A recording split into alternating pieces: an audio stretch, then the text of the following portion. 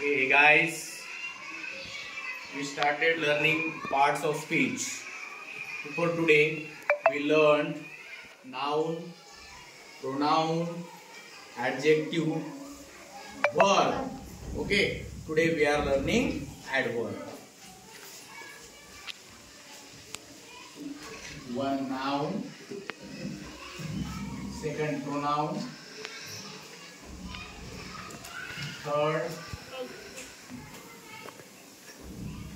adjective, fourth verb. Today we are learning adverb. First of all, we will understand what is meant by adverb. Adverb म्हणजे काय आपल्याला समजून घ्यायचं आहे. बघा, adjective आणि adverb मध्ये थोडी सिमिलॅरिटी आहे. What is the definition of adjective? Stand up. Adjective gives more information about noun and pronoun. Very good. Adjective gives more information about noun and pronoun. जे नामाविषयी आणि सर्वनामाविषयी विशेष माहिती सांगणाऱ्या शब्दाला आपण विशेषण म्हणतो.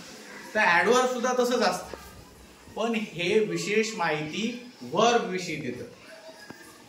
म्हणजे जसं मानसी हळूने चालत आहे.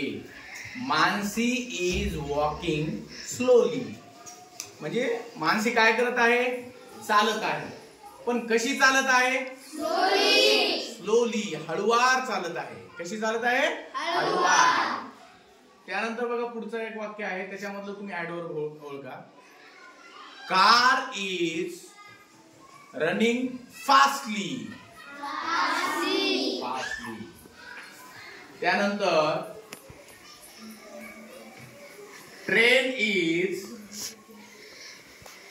Is coming quickly.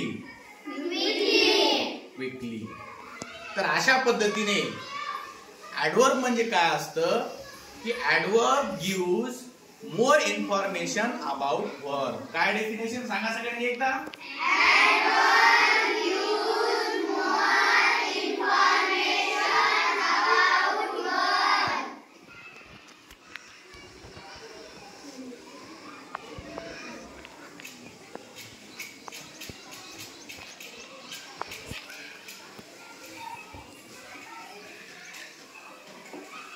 ऍडवर्बला मराठीमध्ये काय म्हणायचं कोण सांगते रे?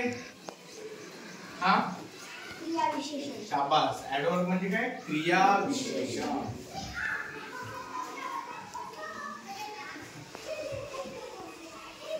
आता याची मराठी डेफिनेशन कोण सांगतो मला?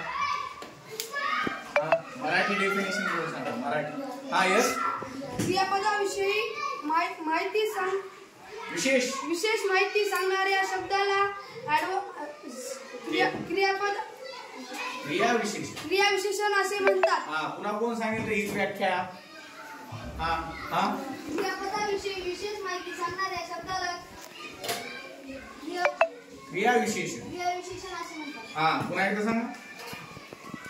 क्रियापदाविषयी विशेष माहिती सांगणाऱ्या शब्दाला क्रियाविशेषण असे म्हणतात. Very good. म्हणजेच adverb gives more information about verb. म्हणा सगळ्यांनी एकदा.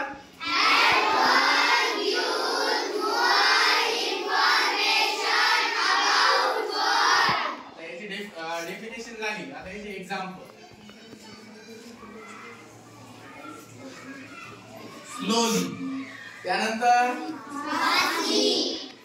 FASTLY, fastly. त्यानंतर आता क्विकली, नीटली. असे बरेच शब्द जे आहेत जे वर्ब विषयी माहिती सांगतात, ते आता आपल्याला आपल्या बुक मधून शोधून काढायचे आहेत. आणि याची मराठी डेफिनेशन जी आहे ती तुम्ही स्वतः लिहायची आहे. Do you understand adverb? सगळ्यांना समजलं adverb? Okay. Next part of speech we will learn in next period. Okay, thank you so much.